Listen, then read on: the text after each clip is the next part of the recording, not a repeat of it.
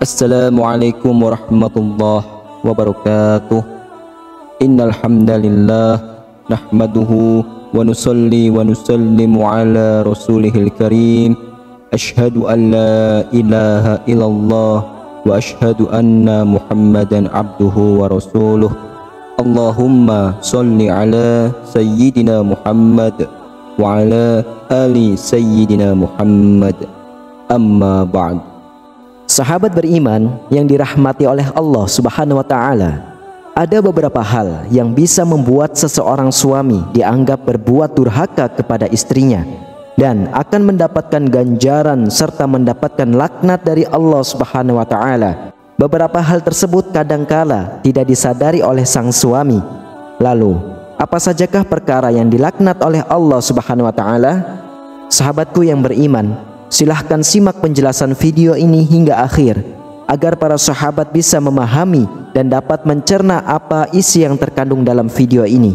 Dan semoga para sahabat yang sudah menyimak video ini hingga akhir, semoga Allah Subhanahu wa taala balas dengan kebaikan, dilancarkan rezekinya bertubi-tubi, diberikan kesehatan dan dimudahkan segala urusannya baik di dunia maupun di akhirat kelak. Amin ya rabbal alamin. Berikut adalah perlakuan suami kepada istri yang dilaknat oleh Allah.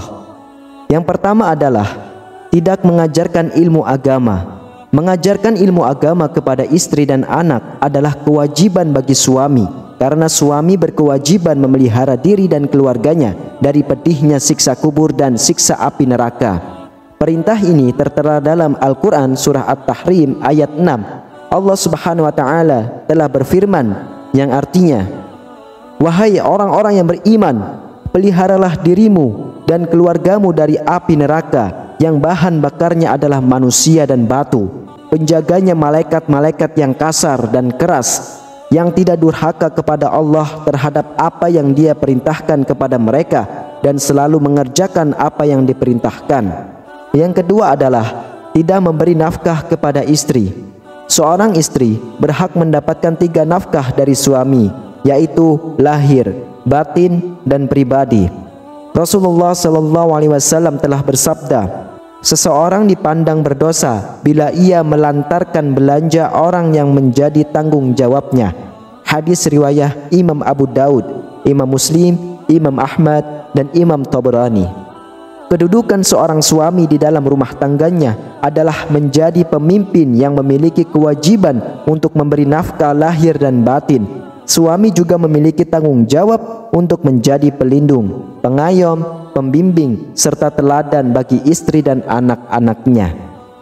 Yang ketiga adalah tidak merasa cemburu. Kewajiban suami bukan hanya sebatas memberi nafkah lahir dan batin, lalu ia mengabaikan kebaikan agama di tengah-tengah keluarganya. Bila hal ini terjadi, maka ia termasuk seorang suami yang dayus. Dalam hadis yang diriwayatkan oleh Imam Ahmad adalah 3 golongan manusia yang Allah Tabaraka wa ta'ala mengharamkan surga bagi mereka, yaitu pecandu khamar, orang yang durhaka kepada kedua orang tuanya, dan dayus yang membiarkan kefasikan dan kefajiran dalam keluarganya. Hadis riwayat Imam Ahmad. Al-Imam Ibnu Hajar Al-Asqalani rahimahullah menjelaskan bahwa makna ad-dayus adalah seorang suami atau bapak yang membiarkan terjadinya perbuatan buruk di dalam keluarganya, dari kitab Fathul Bari. Lalu yang keempat, menyebarluaskan aib istri. Rasulullah SAW bersabda, sesungguhnya di antara orang yang paling buruk kedudukannya di sisi Allah pada hari kiamat kelak adalah seseorang yang menggauli istrinya dan istrinya menggaulinya, kemudian dia menyebarkan rahasia-rahasia istrinya. Hadis riwayat Imam Muslim. Yang kelima adalah berjima ketika istri haid atau melalui dubur. Dari Ibnu Abbas radhiyallahu anhu berkata, Umar bin Khattab datang kepada Rasulullah SAW dan ia berkata, ya Rasulullah, saya telah binasa. Beliau bertanya, apa yang menyebabkan kamu binasa?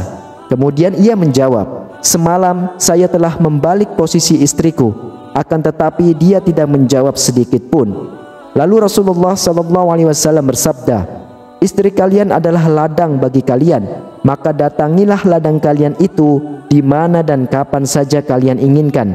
Selanjutnya beliau bersabda, datangilah dari depan atau belakang, tapi jauhilah dubur dan ketika haid. Hadis riwayat Imam Tirmizi. Lalu yang keenam adalah tidak mau membantu dalam pekerjaan rumah tangga.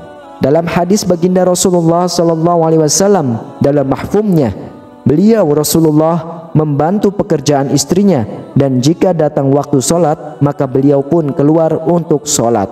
Hadis riwayat Imam Bukhari. Lalu yang ketujuh, memiliki perasaan benci kepada istri. Rasulullah SAW bersabda, janganlah seseorang suami yang beriman membenci istrinya yang beriman. Jika dia tidak menyukai satu akhlak darinya, dia pasti meridhoi akhlak lain darinya. Hadis riwayat Imam Muslim. Lalu yang kedelapan, menyakiti istri secara fisik. Rasulullah SAW bersabda, hendaklah engkau memberinya makan jika engkau makan, memberinya pakaian jika engkau berpakaian, tidak memukul wajah, tidak menjelek-jelekannya. Hadis riwayat Imam Ibnu Majah. Lalu yang kesembilan, membiarkan istri bekerja untuk suaminya.